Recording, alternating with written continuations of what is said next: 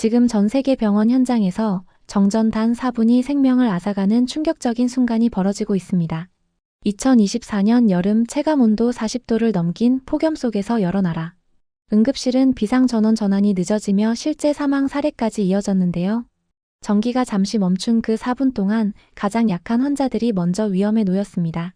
하지만 충격적인 사실은 같은 폭염과 같은 조건 속에서도 한국의 병원에서는 정전사고도 사망 사례도 단 한 건도 없었다는 점입니다. 병원이 더 강해서도 아니었고 의료 장비가 특별해서도 아니었습니다.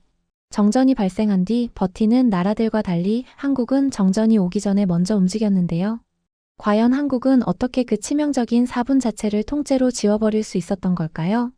이 영상의 결말을 보면 왜 전 세계가 한국을 다시 보기 시작했는지 분명해집니다.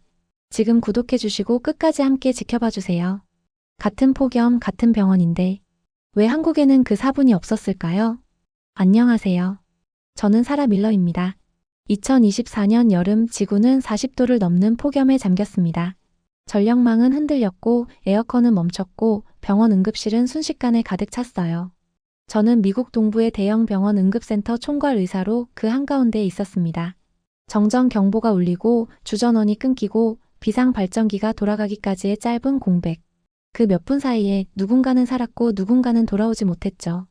그해 여름 이런 장면은 특별하지 않았습니다. 미국만의 일이 아니었으니까요.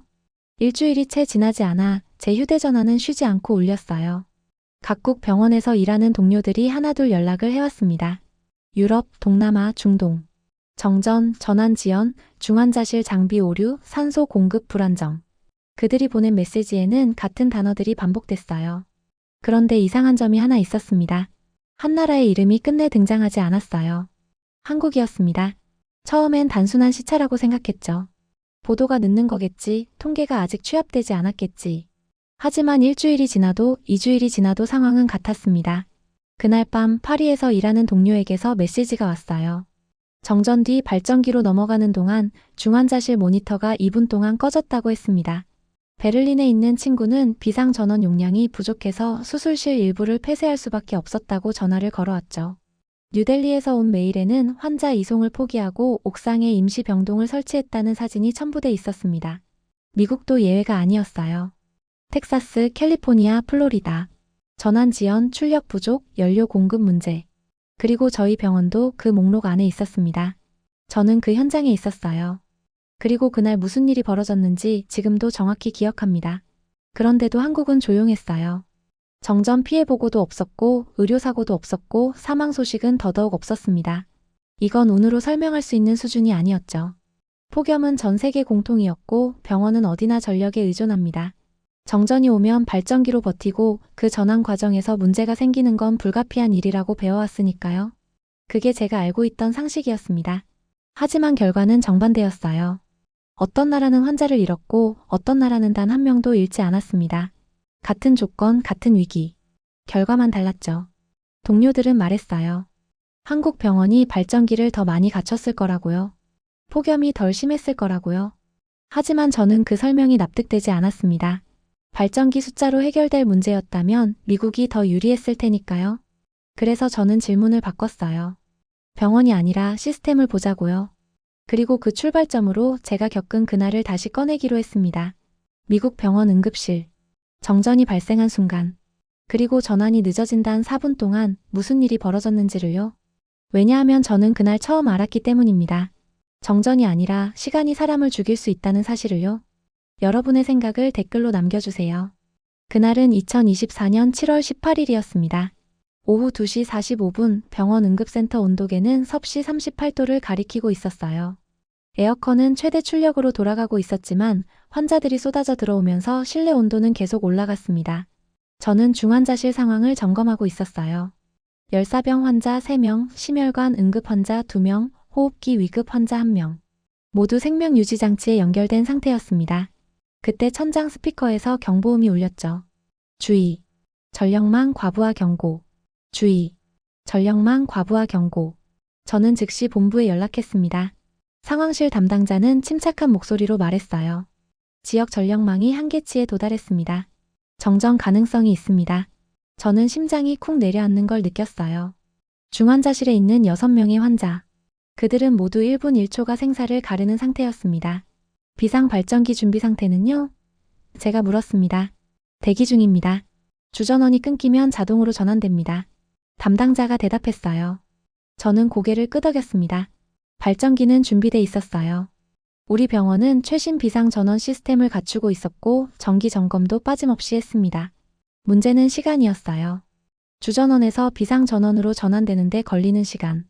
매뉴얼에는 30초에서 60초라고 적혀 있었지만 저는 그 시간이 얼마나 길게 느껴질 수 있는지 알고 있었습니다. 오후 3시 12분. 정전이 왔습니다. 응급센터의 모든 조명이 한순간에 꺼졌어요. 비상등만 희미하게 켜졌고 복도는 어둠에 잠겼습니다. 중환자실에서는 환자 모니터 알람이 일제히 울리기 시작했죠. 발전기 가동 준비. 제가 소리쳤습니다. 간호사들이 각자 위치로 뛰어갔어요. 환자 상태를 육안으로 확인하고 수동 산소 공급 장비를 준비했습니다. 저는 중환자실 제어판 앞에 섰어요. 화면은 꺼져 있었고 비상전원 전환 표시등만 깜빡이고 있었습니다. 30초가 지났습니다. 발전기 소리가 들려야 할 시간이었어요. 하지만 아무 소리도 들리지 않았습니다. 저는 인터폰을 잡았어요. 본부 발전기 상태 보고하세요. 잡음 섞인 목소리가 들려왔습니다. 발전기 시동 중입니다. 유압 시스템 확인 중입니다. 60초가 지났습니다. 간호사 한 명이 제게 달려왔어요. 선생님, 3번 침상 환자 산소 포화도가 떨어지고 있습니다. 저는 침상으로 뛰어갔습니다. 모니터는 꺼져 있었고 환자의 얼굴색이 변하고 있었어요. 수동 인공호흡 준비. 제가 지시했습니다. 간호사가 엠브백을 가져왔고 저는 환자의 기도를 확인했어요. 리듬을 맞춰 산소를 공급하기 시작했습니다. 하지만 이건 임시 방편일 뿐이었어요. 인공호흡기가 다시 작동해야 했습니다. 120초가 지났습니다. 저는 땀이 등을 타고 흐르는 걸 느꼈어요. 발전기는 아직 돌아가지 않았고 환자들의 상태는 계속 나빠지고 있었습니다. 그때 희미하게 기계음이 들려왔어요. 발전기였습니다. 150초. 조명은 돌아왔지만 환자는 돌아오지 않았습니다. 모니터 화면이 부팅되기 시작했고 의료 장비들이 하나둘 작동을 시작했어요. 저는 환자 모니터를 확인했습니다. 산소 포화도, 심박수, 혈압. 모든 수치가 화면에 나타났죠. 그리고 240초가 지난 순간 제가 손으로 눌러주던 산소. 리듬보다 먼저 3번 침상 환자의 심전도가 평평해졌습니다. 발전기는 준비돼 있었습니다. 문제는 시간이었어요. 저는 엠브백을 내려놓지 못했습니다. 손은 계속 리듬을 눌렀고 머리는 이미 알고 있었어요. 끝났다는 걸요. 간호사가 제 어깨에 손을 올렸습니다. 선생님. 저는 고개를 들지 않았어요. 심전도 모니터에 평평한 선이 눈에 들어왔고 그 선 위로 시간이 흘렀습니다. 240초. 4분. 그게 전부였어요. 심폐소생술 준비. 제가 말했습니다. 간호사들이 움직였어요. 하지만 저는 알고 있었습니다. 이미 늦었다는 걸요. 뇌에 산소가 공급되지 않은 시간이 너무 길었어요. 설령 심장을 다시 뛰게 만든다 해도 그건 환자가 아니었습니다. 저는 가슴 압박을 시작했습니다. 1번, 2번, 3번. 리듬을 세며 눌렀어요. 간호사가 인공호흡을 이어갔습니다. 30번의 압박, 2번의 호흡. 우리는 매뉴얼대로 움직였죠. 5분이 지났습니다. 심전도는 변하지 않았고 시간만 계속 흘렀습니다. 평평한 선만 계속 이어졌어요. 저는 손을 멈추지 않았습니다. 머물 수가 없었어요. 이 환자는 1시간 전만 해도 살아 있었습니다. 말을 했고 숨을 쉬었고 제 손을 잡았어요. 선생님. 간호사가 다시 불렀습니다. 저는 압박을 멈췄어요. 땀이 턱을 타고 떨어졌고 손은 떨리고 있었습니다. 모니터를 봤어요. 여전히 평평했습니다. 시각 확인. 제가 말했습니다. 오후 3시 27분. 간호사가 대답했어요. 저는 고개를 끄덕였습니다. 정전 발생 후 15분. 전환 지연 4분. 그 4분이 이 사람을 데려갔어요. 저는 중환자실을 나와 복도에 섰습니다. 다른 환자들은 무사했어요. 발전기가 돌아간 뒤로 모든 장비가 정상 작동했고 생명유지 장치도 안정됐습니다. 3번 침상만 빼고요. 본부에서 정리해달라는 연락이 왔습니다. 저는 사무실에 앉아 그날 있었던 일을 하나씩 적기 시작했어요. 정전 발생 시각, 비상 전원 전환 시각, 환자 상태 변화, 사망 시각. 모든 걸 적었습니다. 그리고 원일란에 이렇게 썼어요. 전환 지연으로 인한 산소 공급 중단. 하지만 그건 진짜 원인이 아니었습니다. 발전기는 작동했어요. 시스템은 설계대로 움직였고 직원들은 매뉴얼대로 대응했습니다. 우리는 최선을 다했어요. 문제는 그 최선이 4분보다 느렸다는 거였습니다. 저는 기록을 다시 확인했습니다. 정전 발생 오후 3시 12분. 발전기 가동 3시 15분 30초. 전환 완료 3시 16분. 환자 심정지 3시 16분 30초. 사망 확인 오후 3시 27분. 숫자였습니다. 그냥 숫자요. 하지만 그 숫자 뒤에는 사람이 있었어요. 이름이 있었고 가족이 있었고 돌아갈 집이 있었습니다. 그 모든 게 4분 안에 사라졌어요. 저는 창밖을 봤습니다. 해는 여전히 뜨거웠고 도시는 폭염 속에 있었어요. 에어컨은 다시 돌아가고 있었고 사람들은 정전이 끝났다는 걸 알고 안도했을 겁니다. 하지만 이 병원 3층 중환자실에서는 누군가 돌아오지 않았어요. 그날 밤 저는 집에 돌아가지 못했습니다. 기록을 정리하고 다음 근무조에 인계했어요. 그리고 빈 응급실 의자에 앉아 생각했습니다. 지금 이 4분이 생사를 가릅니다. 그런데 어떤 나라는 이 4분이 오지 않습니다. 그 말이 머릿속에서 떠나지 않았어요. 그 후 3개월 동안 저는 그날의 기록을 계속 들여다봤습니다. 병원은 조사를 진행했어요. 외부 전문가가 와서 비상 전원 시스템을 점검했고 발전기 제조사는 모든 장비가 정상 작동했다고 확인했습니다. 유압 시스템, 연료 공급, 자동 전환 회로. 문제가 발견된 건 하나도 없었어요. 최종 보고서에는 이렇게 적혔습니다. 비상 전원 시스템은 설계 사양에 따라 정상 작동했으며 전환 시간은 허용 범위 내였음. 결론은 명확했어요. 시스템에는 문제가 없었다고요. 하지만 환자는 죽었습니다. 저는 그 결론을 받아들일 수 없었어요. 시스템이 정상이라면 왜 사람이 죽었을까요? 매뉴얼대로 했다면 왜 4분이 생사를 갈랐을까요? 저는 그날의 타임라인을 다시 펼쳤습니다. 오후 3시 12분. 정전 발생. 주전원 차단. 오후 3시 12분 10초. 비상전원 전환 신호 발생. 오후 3시 12분 30초. 발전기 시동 개시. 오후 3시 13분 40초. 유압 시스템 확인. 오후 3시 15분 30초. 발전기 출력 안정화. 오후 3시 16분. 전환 완료. 병원 전력 복구. 모든 단계가 기록돼 있었어요. 각 과정은 정해진 절차를 따랐고 지연된 구간도 명확했습니다. 문제는 유압 시스템 확인이었어요. 발전기가 시동을 걸었지만 출력이 안정화되기까지 추가 시간이 필요했습니다. 왜 추가 시간이 필요했을까요? 발전기가 오래돼서? 아니었어요. 우리 병원 발전기는 5년 전에 교체한 최신 모델이었습니다. 용량이 부족해서? 그것도 아니었어요. 병원 전체를 커버할 수 있는 충분한 용량이었습니다. 저는 제조사 매뉴얼을 다시 읽었습니다. 거기에 답이 있었어요. 발전기 시동 후 출력 안정화까지 평균 90초에서 120초 소요. 평균 90초. 그게 표준이었습니다. 그 순간 깨달았어요. 문제는 고장이 아니라 설계 자체였다는 걸요. 우리는 발전기가 있다는 사실에 안심했습니다. 정전이 와도 비상전원이 돌아간다고 믿었어요. 하지만 돌아간다와 즉시 돌아간다는 달랐습니다. 그 사이에 4분이 있었어요. 저는 다른 병원 사례를 찾아봤습니다. 그해 여름 미국 내에서만 12개 병원이 비슷한 상황을 겪었어요. 정전 발생, 비상전원 전환, 그 사이 환자 피해. 모든 병원이 같은 결론을 냈습니다. 시스템은 정상이었다. 정상이었지만 사람은 죽었어요. 저는 책상 위에 펼쳐진 기록들을 바라봤습니다. 타임라인, 매뉴얼, 조사 보고서. 모든 문서가 같은 이야기를 하고 있었어요. 우리는 잘못하지 않았다고요. 하지만 그 말이 위안이 되지 않았습니다. 그때 동료 한 명이 제 사무실로 들어왔어요. 손에 노트북을 들고 있었습니다. 사라, 이거 봐. 그가 화면을 돌렸어요. 국제의료 네트워크 게시판이었습니다. 거기에 한국병원 현황 분석 글이 올라와 있었어요. 제목은 이랬습니다. 2024년 여름 폭염 한국병원 정전 관련 사고 제로 건. 원인 분석. 저는 화면을 가까이 당겼습니다. 글쓴이는 유럽의 한 응급의학 전문가였어요. 그는 각국 병원 데이터를 비교 분석했습니다. 미국, 유럽, 동남아, 중동. 모든 지역에서 정전 관련 의료사고가 보고됐어요. 그런데 한국만 없었습니다. 단 한 건도요. 글쓴이는 의문을 제기했어요.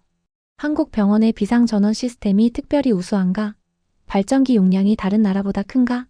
그리고 조사 결과를 정리했습니다. 아니다. 한국 병원의 발전기 사양은 국제 표준과 동일하다. 그렇다면 뭐가 달랐을까요? 글 마지막 부분에 이런 문장이 있었어요. 차이는 병원이 아니라 병원에 전기가 공급되는 방식에 있었다. 저는 그 문장을 3번 읽었습니다. 병원이 아니라 전기 공급 방식. 발전기가 아니라 정전 자체를 막는 구조. 동료가 말했어요. 한국은 병원 정전을 발전기로 버티는 게 아니라 아예 정전이 안 오게 만든대. 저는 고개를 들었습니다. 그게 가능해? 모르겠어. 근데 결과는 명확하잖아. 사고 제로. 저는 다시 화면을 봤어요. 사고 제로. 우리가 겪은 그 4분이 한국에는 없었다는 뜻이었습니다. 그날 밤 저는 결심했습니다.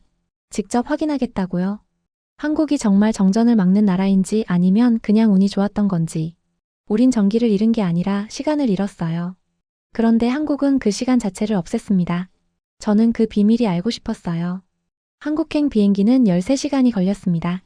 저는 그 시간 동안 거의 잠들지 못했어요. 창밖으로 태평양이 지나가고 해가 지고 다시 떠올랐습니다. 머릿속에는 계속 같은 질문이 맴돌았어요. 한국은 정말 정전을 막는 나라일까?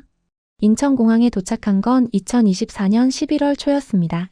겨울이 다가오고 있었지만 아직 날씨는 온화했어요. 저는 공항 밖으로 나와 택시를 탔습니다. 서울대학교 병원 가주세요. 기사가 고개를 끄덕였고 차는 고속도로로 진입했어요. 창밖으로 서울이 펼쳐졌습니다. 고층 빌딩, 아파트 단지, 그 사이를 가로지르는 전력선들. 저는 그 전력선들을 따라갔어요. 어디서 시작해서 어디로 가는지, 어떻게 연결돼 있는지. 미국과 다를 게 없어 보였습니다. 병원에 도착했습니다. 현대적인 건물이었어요.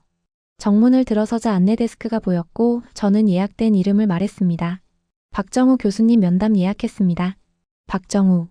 서울대병원 응급의학과 교수이자 전력 비상대응 책임자였어요. 제가 이메일로 연락했을 때 그는 흔쾌히 만남을 수락했습니다. 미국에서 오신다고요? 환영합니다. 궁금한 게 많으시겠네요. 안내를 받아 그의 사무실로 향했습니다. 복도를 걸으며 주변을 둘러봤어요. 천장의 조명, 벽의 콘센트, 비상구 표시 등 모든 게 전기로 움직이고 있었습니다. 미국 병원과 똑같았어요. 사무실 문을 열었습니다. 박정우 교수가 일어나 악수를 청했어요. 사라 밀러 박사님 반갑습니다. 그의 영어는 유창했습니다. 저는 그의 손을 잡으며 말했어요. 초대해 주셔서 감사합니다. 질문이 많습니다. 앉으세요. 그가 의자를 권했어요. 저는 앉으며 가방에서 노트를 꺼냈습니다. 박정우 교수는 제 맞은편에 앉아 물었어요. 무엇부터 궁금하신가요? 저는 준비한 질문을 꺼냈습니다. 2024년 여름 폭염 기간 동안 한국 병원에서 정전 관련 의료사고가 단 한 건도 없었습니다. 어떻게 가능했습니까? 박정우 교수는 잠시 생각하더니 대답했어요. 우리도 정전은 있었습니다. 저는 고개를 들었습니다. 있었다고요? 네. 지역 정전은 발생했습니다. 다만 병원에는 오지 않았어요. 저는 노트에 적으며 물었습니다. 발전기가 작동했다는 뜻인가요? 박정우 교수가 고개를 저었어요. 아닙니다. 발전기는 켜지지 않았습니다. 저는 펜을 멈췄습니다. 정전이 있었는데 발전기가 안 켜졌다고요? 정확합니다. 그가 말했어요. 병원에 정전이 오지 않았으니까요. 저는 혼란스러웠습니다. 지역 정전은 있었지만 병원 정전은 없었다. 그게 어떻게 가능합니까? 박정우 교수는 일어나 창문으로 걸어갔습니다. 밖을 가리키며 말했어요. 밀러 박사님, 병원을 지키는 건 발전기가 아닙니다. 전력망입니다. 저는 그를 따라 창가로 갔어요. 그가 가리키는 곳을 봤습니다. 멀리 송전탑이 보였어요. 그리고 그 아래로 복잡하게 얽힌 전력선들이 펼쳐져 있었습니다. 박정우 교수가 설명을 시작했어요. 한국은 병원 전력을 특별 관리합니다. 일반 가정이나 상업시설과는 다른 회로로 공급하죠. 별도 회로요? 제가 되물었습니다. 네. 그리고 폭염이나 한파로 전력 수요가 급증할 때 우리는 선택을 합니다. 어디를 먼저 차단할 것인가를요? 저는 그 말의 의미를 이해하기 시작했어요. 병원은 차단하지 않는다는 뜻인가요? 정확합니다. 박정우 교수가 고개를 끄덕였어요. 전력이 부족하면 병원보다 먼저 다른 곳을 차단합니다. 사전에 계획적으로요. 저는 창밖을 다시 봤습니다. 송전탑, 전력선, 그리고 그 끝에 있는 병원. 미국과 똑같아 보이던 그 구조가 사실은 완전히 달랐어요. 여긴 발전기를 믿지 않는군요. 제가 중얼거렸습니다. 박정우 교수가 대답했어요. 발전기는 마지막 수단입니다. 우리는 그 전에 정전을 막는 나라예요. 저는 노트에 적었습니다. 병원 정전 예방 발전기 대기 아님. 전력망 사전 차단 구조. 그리고 물었어요. 그럼 차단당한 다른 곳은 어떻게 됩니까? 잠시 불편을 겪습니다. 박정우 교수가 솔직하게 말했어요. 하지만 생명과 불편 중 하나를 선택해야 한다면 우리는 생명을 선택합니다. 저는 그 순간 깨달았습니다. 차이는 기술이 아니었어요. 우선순위였습니다. 미국은 모두에게 공평하게 전기를 주다가 함께 무너졌어요. 한국은 살려야 할 곳을 먼저 정하고 나머지를 조정했습니다. 보여드릴 거? 박정우 교수가 물었어요. 실제로 어떻게 작동하는지요? 저는 고개를 끄덕였습니다. 네, 부탁드립니다. 그가 전화를 들었어요. 관제센터 연결 부탁합니다. 저는 이제 알 것 같았습니다. 한국이 왜 예외였는지를요. 박정우 교수는 저를 병원 지하 2층으로 안내했습니다. 엘리베이터가 내려가는 동안 그가 말했어요. 관제센터는 외부인에게 거의 공개하지 않습니다. 하지만 밀러 박사님은 직접 겪으셨으니 보실 자격이 있다고 생각합니다. 엘리베이터 문이 열렸어요. 긴 복도가 나타났고 끝에 보안 출입문이 보였습니다. 박정우 교수가 카드를 찍었고 문이 열렸어요. 안으로 들어서자 거대한 모니터 벽이 눈에 들어왔습니다. 관제센터였어요. 6개의 큰 화면이 벽면을 채우고 있었고 그 앞에 직원 4명이 앉아 있었습니다. 각자 컴퓨터를 보며 뭔가를 모니터링하고 있었어요. 화면에는 복잡한 그래프와 숫자들이 실시간으로 움직이고 있었습니다. 여기가 병원 전력 관제센터입니다. 박정우 교수가 설명했어요. 24시간 365일 운영됩니다. 저는 화면들을 바라봤습니다. 하나는 병원 내부 전력 사용량을 보여주고 있었어요. 중환자실, 응급실, 수술실, 일반 병동. 각 구역별로 실시간 전력 소비가 표시되고 있었습니다. 다른 화면은 외부 전력망 상태를 보여줬어요. 송전탑, 변전소, 배전선. 병원으로 들어오는 전기의 경로가 지도 위에 그려져 있었습니다. 그리고 그 옆에는 예비 전력 수치가 떠 있었어요.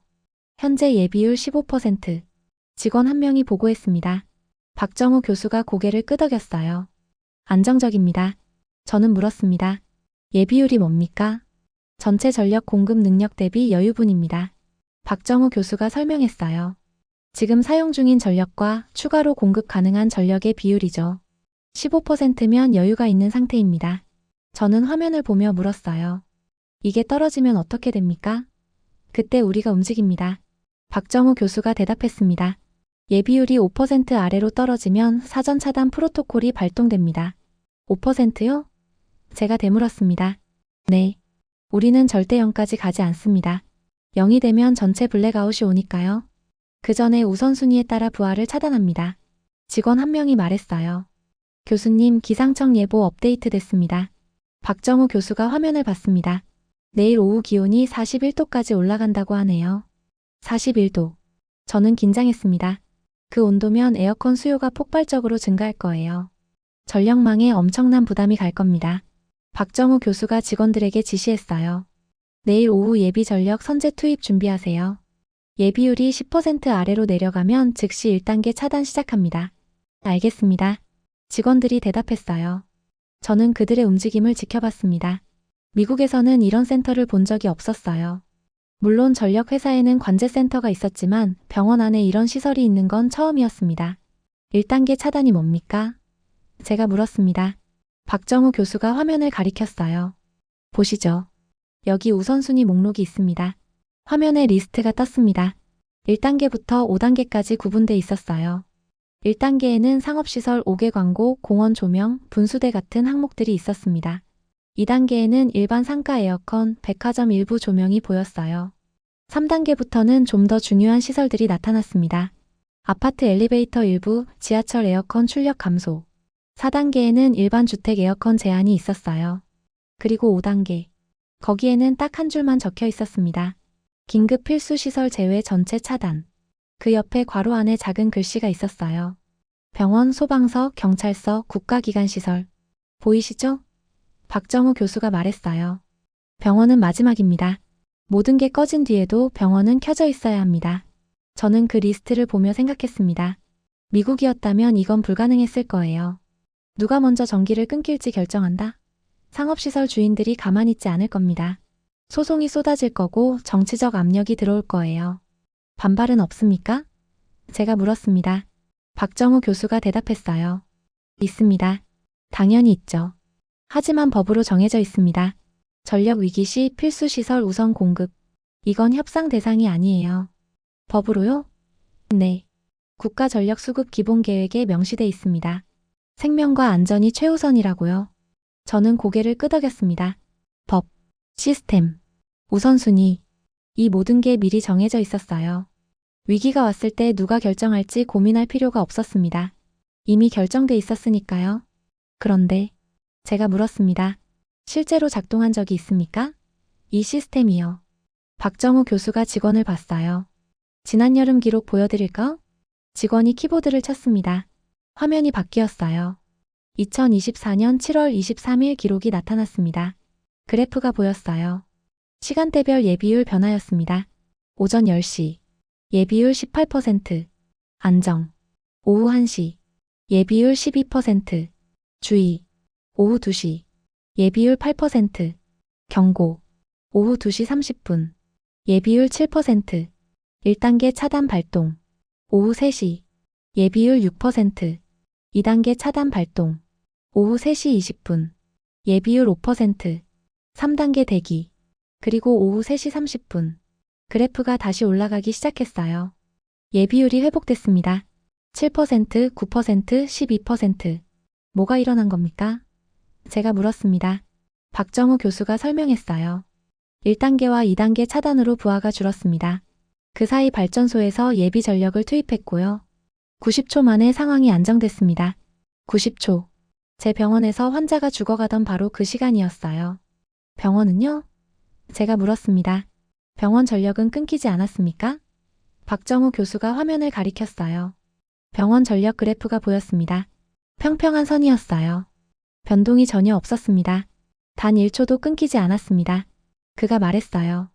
저는 그 평평한 선을 바라봤습니다. 그리고 제 머릿속에 떠올랐어요. 미국 병원 중환자실. 깜빡이던 모니터. 떨어지던 산소 포화도. 평평해진 심전도. 이번엔 그 4분이 오지 않았어요. 위기는 조용히 끝났습니다. 오후 3시 30분 예비율이 12%까지 회복됐을 때 관제센터 직원들은 담담하게 차단 해제 절차를 시작했어요. 먼저 1단계가 풀렸고 2분 뒤 2단계도 정상으로 돌아왔습니다. 상업시설 조명이 다시 켜졌고 상가 에어컨이 작동을 재개했어요. 저는 화면을 보며 물었습니다. 이걸로 끝입니까? 박정우 교수가 고개를 끄덕였어요. 네. 위기는 지나갔습니다. 저는 시계를 봤습니다. 예비율이 7%로 떨어진 시각부터 지금까지 정확히 60분이 흘렀어요. 1시간. 그 시간 동안 서울 어딘가에서는 분명 불편을 겪은 사람들이 있었을 겁니다. 갑자기 꺼진 에어컨, 어두워진 간판, 멈춘 분수. 하지만 병원은 단 1초도 흔들리지 않았어요. 사망 보고는요? 제가 물었습니다. 박정우 교수가 컴퓨터를 확인했어요. 없습니다. 전국 주요 병원 실시간 모니터링 결과 전력 관련 의료사고 0건입니다. 0건. 저는 그 단어를 되씹었습니다. 미국에서는 같은 날, 같은 시간에 3개 병원에서 정전 관련 사고가 보고됐었어요. 환자 이송 지연 2건, 중환자실 장비 오류 1건, 그리고 사망 1건. 어떻게 뉴스에 안 나옵니까? 제가 물었습니다. 일부 지역에서 정전이 있었잖아요. 이건 큰 사건 아닙니까? 박정우 교수가 희미하게 웃었어요. 사고가 나야 뉴스가 되죠. 사고가 없으면 뉴스도 없습니다. 저는 그 말의 의미를 이해했습니다. 성공은 조용했어요. 아무도 몰랐습니다. 어딘가에서 누군가가 살았다는 걸요. 정전이 왔지만 병원은 무사했다는 걸요. 시스템이 작동했다는 걸요. 사람들이 알아요? 제가 물었습니다. 자기들이 살아남았다는 걸요? 박정우 교수가 대답했어요. 모를 겁니다. 그리고 그게 우리가 원하는 겁니다. 아무도 모르게 조용히 지키는 거죠. 저는 관제센터를 다시 둘러봤습니다. 6개의 화면, 4명의 직원, 그리고 끊임없이 흐르는 데이터.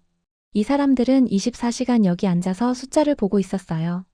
예비율이 떨어지는지, 병원 전력이 안정적인지, 위기가 오는지. 그리고 위기가 왔을 때 그들은 버튼을 눌렀습니다.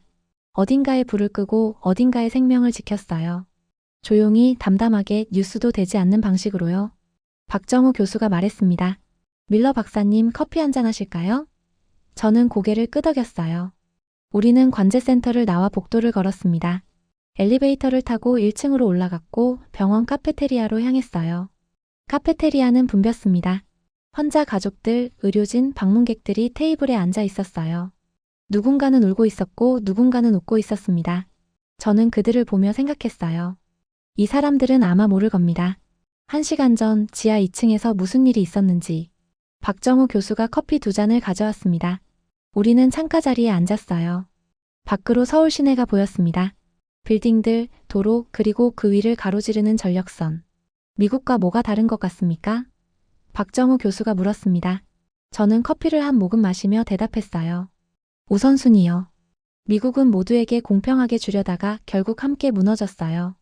한국은 지켜야 할 걸 먼저 정하고 나머지를 조정했습니다.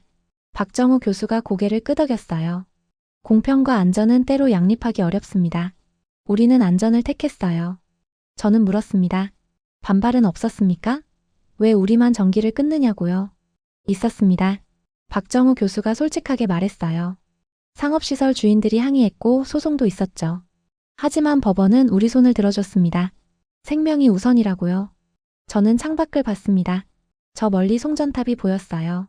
그리고 그 아래로 이어지는 전력선. 그 선을 따라 전기는 흘렀습니다. 병원으로, 소방서로, 경찰서로. 살려야 할 곳으로 먼저요. 미국에서도 가능할까요? 제가 물었습니다. 이런 시스템이요. 박정우 교수가 잠시 생각하더니 대답했어요. 기술적으로는 가능합니다. 하지만 사회적으로는 모르겠네요. 이건 기술 문제가 아니라 합의 문제니까요. 합의. 저는 그 단어를 곱씹었습니다. 한국 사람들은 합의했던 거예요. 위기가 왔을 때 누가 먼저 살아남아야 하는지. 병원이 먼저라고. 생명이 먼저라고. 그날 제가 말했습니다. 제 병원에서 환자가 죽었을 때 저는 무력했어요. 시스템은 정상이었고 발전기는 작동했고 우리는 최선을 다했죠. 그런데 4분이 부족했습니다. 박정우 교수가 제 눈을 봤어요. 저는 계속 말했습니다. 그 4분 동안 저는 손으로 산소를 눌러줬어요. 하지만 기계보다 느렸습니다. 그리고 환자는 떠났죠. 저는 그게 제 잘못인 줄 알았어요. 아닙니다. 박정우 교수가 말했습니다. 밀러 박사님 잘못이 아니에요. 시스템의 문제였습니다. 저는 고개를 끄덕였어요. 이제 알아요. 문제는 병원이 아니라 병원에 전기를 주는 방식이었다는 걸요. 박정우 교수가 커피를 마셨습니다. 그리고 말했어요. 미국으로 돌아가시면 전해주세요. 생명은 기다려주지 않는다고요. 4분도 1분도 1초도요. 저는 창밖을 다시 봤습니다. 해가 지고 있었어요. 서울의 불빛이 하나둘 켜지기 시작했습니다. 빌딩 조명, 가로등, 네온사인. 그리고 그 모든 빛 뒤에 보이지 않는 곳에서 누군가는 숫자를 보고 있었어요. 예비율 15%. 안정. 살아서 뉴스가 안 된 가장 큰 성공이었습니다. 정전도 사망도 뉴스도 없었어요. 그게 한국이었습니다. 한국에서 돌아온 지 3개월이 지났습니다. 저는 미국 동부의료학회에서 발표 기회를 얻었어요. 주제는 폭염시대의 병원 전력 안전이었습니다. 학회장은 가득 찼고 400여 명의 의료진이 자리를 채웠어요.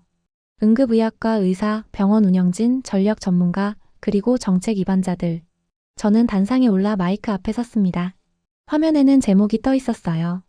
전환 지연 4분대 사전 차단 30초 병원 전력의 패러다임 전환. 객석을 둘러봤습니다. 익숙한 얼굴들이 보였어요. 함께 일했던 동료들, 같은 경험을 한 의사들. 안녕하십니까? 제가 시작했습니다. 저는 사라 밀러입니다. 2024년 7월 저는 제 병원에서 환자 한 명을 잃었습니다. 정전으로요. 객석이 조용해졌어요. 저는 계속했습니다. 정확히 말하면 정전으로 잃은 게 아닙니다. 전환 지연으로 잃었습니다. 주전원에서 비상전원으로 넘어가는 4분 동안 그 환자는 산소 공급을 받지 못했어요. 저는 손으로 엠브백을 눌렀지만 충분하지 않았습니다. 화면이 바뀌었어요. 그날의 타임라인이 나타났습니다. 정전 발생 시각, 비상전원 전환 시각, 환자 심정지 시각. 모든 숫자가 적혀 있었어요. 우리는 시스템을 점검했습니다. 제가 말했습니다. 발전기는 정상이었고 전환 시간은 허용 범위 내였어요. 우리는 잘못하지 않았습니다. 하지만 환자는 죽었습니다. 저는 잠시 멈췄습니다. 객석을 봤어요. 누군가는 고개를 끄덕이고 있었고 누군가는 메모를 하고 있었습니다. 그들도 알고 있었어요. 같은 경험을요. 그해 여름 전 세계가 폭염에 시달렸습니다. 제가 계속했어요. 미국, 유럽, 동남아, 중동. 병원마다 정전 관련 사고가 보고됐습니다. 전환 지연, 장비 오류, 환자 피해. 그런데 한 나라만 예외였어요. 화면에 지도가 떠올랐습니다. 세계 지도 위에 붉은 점들이 찍혀 있었어요. 각국 병원 사고 발생 지점이었습니다. 미국에 12개, 유럽에 18개, 아시아에 23개. 그리고 한국에는 단 하나도 없었어요. 한국입니다. 제가 말했습니다. 같은 폭염, 같은 전력 위기 속에서 한국 병원 정전 관련 사고는 0건이었습니다. 저는 의문을 품었어요. 그들의 발전기가 특별한가? 용량이 큰가? 화면에 한국 병원 발전기 사양이 나타났습니다. 국제 표준과 비교한 표였어요. 아니었습니다. 한국 병원의 발전기는 우리와 같았어요. 차이는 다른 곳에 있었습니다. 저는 다음 슬라이드로 넘어갔습니다. 한국 전력망 구조도가 나타났어요. 병원, 소방서, 경찰서가 별도 회로로 표시돼 있었고 우선순위 단계가 색깔별로 구분돼 있었습니다. 한국은 병원 정전을 발전기로 대비하지 않습니다. 제가 설명했어요. 그들은 정전 자체가 오지 않게 만듭니다.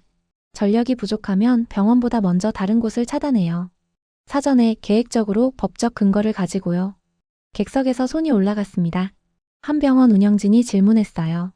차단당한 시설에서 반발은 없습니까? 저는 대답했습니다. 있습니다. 당연히 있죠. 하지만 법으로 정해져 있어요. 생명이 우선이라고요. 그건 협상 대상이 아닙니다. 다른 손이 올라갔습니다. 미국에서도 가능합니까? 저는 화면을 가리켰어요. 기술적으로는 가능합니다. 우리도 전력망이 있고 우선순위를 정할 수 있어요. 문제는 기술이 아니라 합의입니다. 우리 사회가 받아들일 준비가 됐는지요. 저는 다음 슬라이드로 넘어갔습니다. 한국병원 관제센터 사진이 나타났어요. 6개의 화면, 실시간 모니터링, 그리고 예비율 그래프. 2024년 7월 23일 서울은 최고 41도 폭염을 겪었습니다. 제가 말했어요. 전력 수요가 폭발했고 예비율이 7%까지 떨어졌습니다. 그때 한국은 1단계, 2단계 차단을 발동했어요. 상업시설 조명, 일반 상가 에어컨이 꺼졌습니다. 그래프가 화면에 나타났어요. 떨어지는 예비율, 차단 발동 시점, 그리고 90초 만에 회복되는 곡선. 90초 만에 상황이 안정됐습니다. 그동안 병원 전력은 단 1초도 끊기지 않았어요. 사망 보고는 0건이었습니다. 저는 마지막 슬라이드로 넘어갔습니다. 두 개의 타임라인이 나란히 놓여 있었어요. 왼쪽은 제 병원, 오른쪽은 한국 병원. 미국 7월 18일. 제가 왼쪽을 가리켰습니다. 정전 발생. 비상전원 전환 대기. 4분 경과. 환자 심정지. 사망 1건. 한국 7월 23일. 제가 오른쪽을 가리켰어요. 전력 부족 예측. 사전 차단 발동. 30초 만에 병원 전력 안정화. 사망 0건. 저는 객석을 봤습니다. 모두가 화면을 보고 있었어요. 4분 대 30초. 사망 1건 대 0건. 숫자는 명확했습니다. 제가 한국에서 배운 건 이겁니다. 제가 말했어요. 병원을 바꾸기 전에 전력을 바꿔야 합니다. 발전기를 늘리기 전에 우선순위를 정해야 해요. 생명은 기다려주지 않습니다. 4분도 1분도 1초도요. 저는 마지막 문장을 천천히 말했습니다. 우리는 전환 시간을 줄이려고 노력했습니다. 하지만 한국은 전환 자체를 없앴어요. 그게 차이입니다. 그게 우리가 배워야 할 겁니다. 화면이 꺼졌습니다. 객석이 조용했어요. 그리고 박수가 터져나왔습니다. 천천히 하나씩 그리고 점점 커지며 저는 고개를 숙였습니다. 발표가 끝난 뒤 여러 사람이 제게 다가왔어요. 질문하고 의견을 나누고 명함을 건넸습니다. 한 정책 입안자가 말했어요. 밀러 박사님, 우리도 시작할 수 있을까요? 저는 대답했습니다. 시작은 합의부터입니다.